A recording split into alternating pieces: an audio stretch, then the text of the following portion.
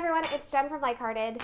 Today I'm going to show you how to make this blueberry smoothie, and I'm going to show you guys that I add a couple of few unexpected ingredients into it. So let me show you how to make it.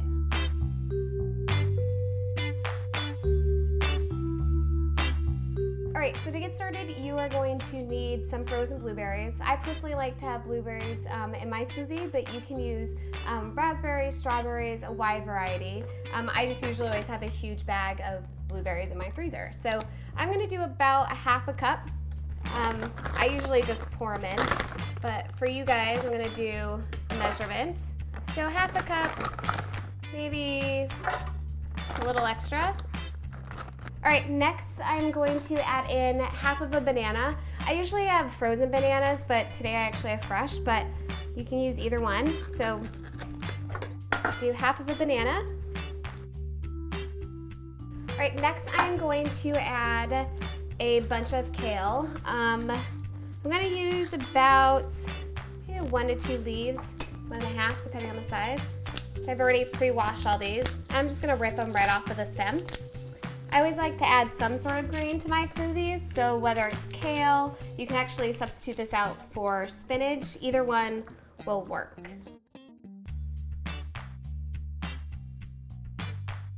All right, so next I'm going to add a tablespoon of almond butter. So kind of not what you would expect, I would think, in a smoothie, but it adds a really interesting flavor, and it really kind of elevates the smoothie for me to the next level. And I just discovered this, or did it a couple weeks ago, and I am obsessed with adding this ingredient now to my smoothies.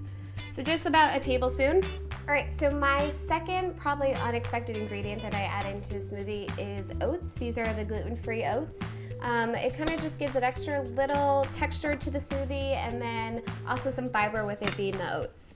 So I'm gonna do not that much, maybe like a tablespoon, not a little bit more. Then I'm gonna add in some protein powder. I like to use just plain, no flavor protein powder. This one's actually a vegan one, and it's got all the nutrients in it.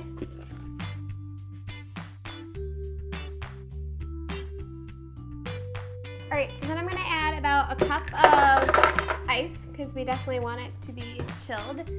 And then I'm just going to top it off with some almond milk. This one is just an unsweetened vanilla flavor. And then I'm just going to blend.